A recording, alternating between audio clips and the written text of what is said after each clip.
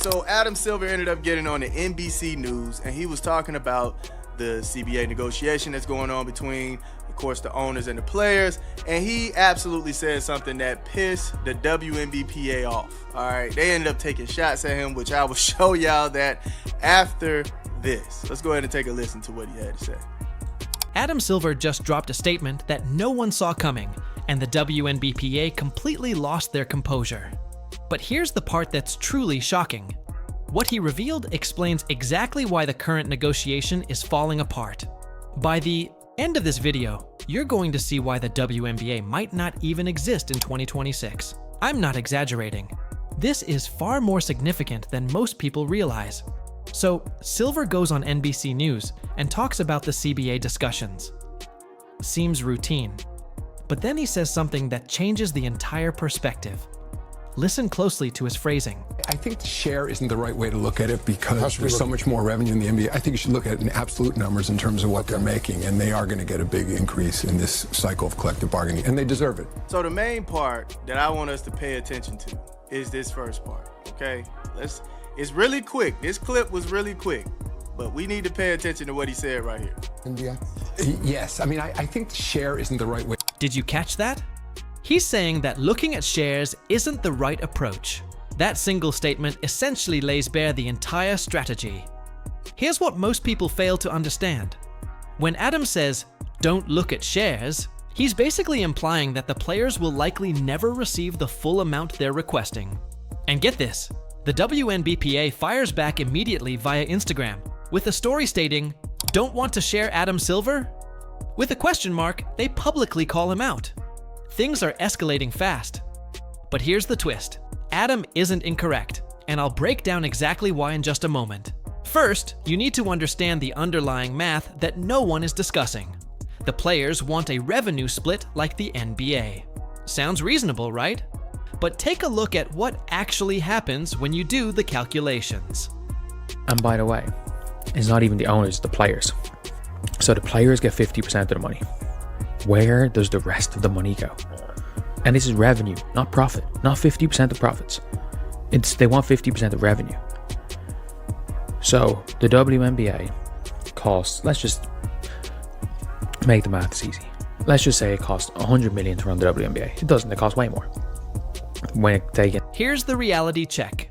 If the league brings in $100 million and the operating costs are $100 million and the players demand $50 million, every single owner loses money, guaranteed. No investor on earth would accept such terms. But it gets even more complicated. Unlike the NBA, the WNBA's financial setup is completely different. The NBA owns all of its revenue, 100%. The WNBA, on the other hand, doesn't even control half of what comes in. There are outside investors involved. The NBA itself has to step in to support the league.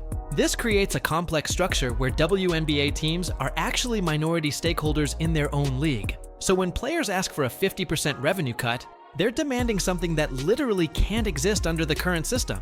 And this is where it gets really tricky. That benefit from the league not existing. There are players that benefit from the league not existing.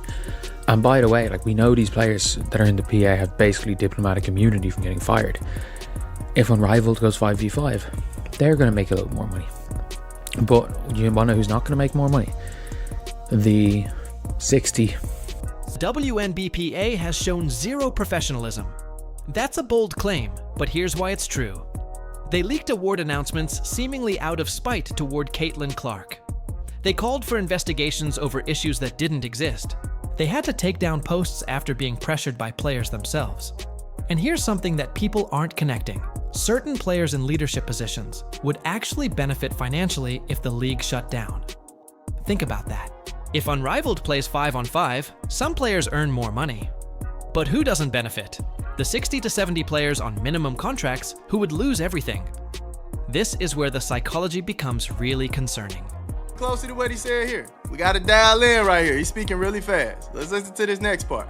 The NBA, I think you should look at it in absolute numbers in terms of what they're making. I think you should look at absolute numbers in terms of what they're making. Because this could be a big increase, right? We don't see in their proposal.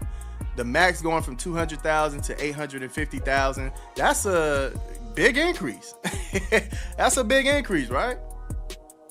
The minimum. The league isn't aiming to give players more share money. He basically admitted that. They're looking for ways to boost salaries through efficiency.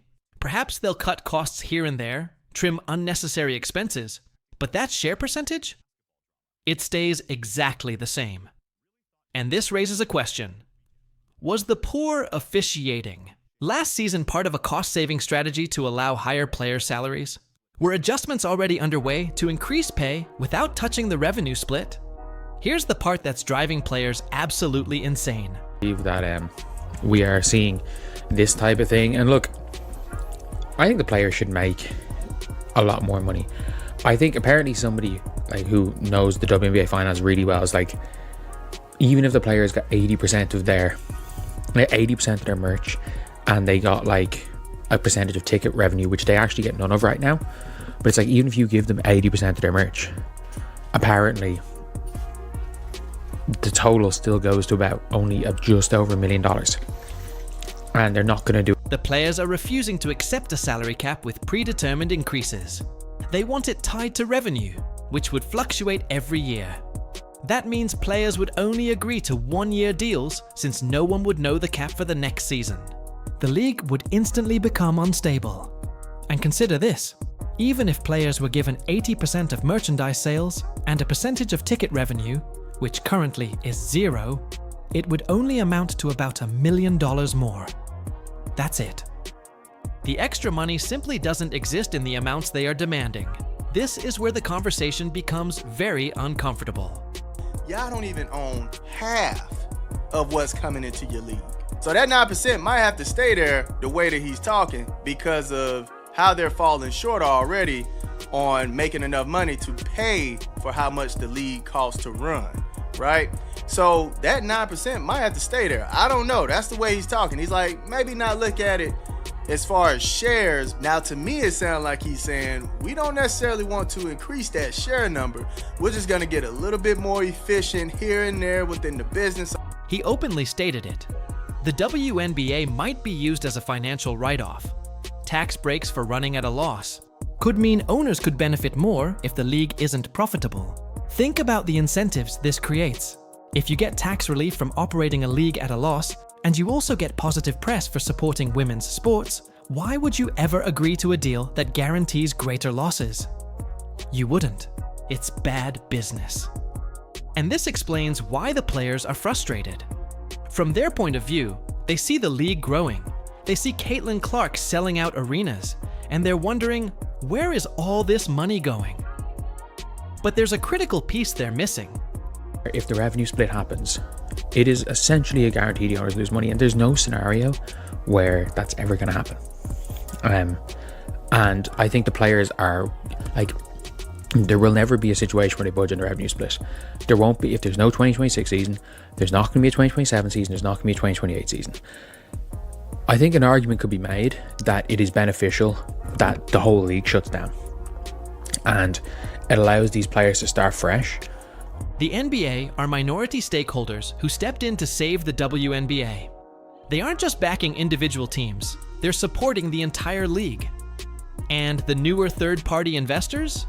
They own a stake in the league structure itself, not specific teams. So, when players request 50% of revenue, they're not only asking owners to sacrifice, but they're also asking the NBA and outside investors to take less.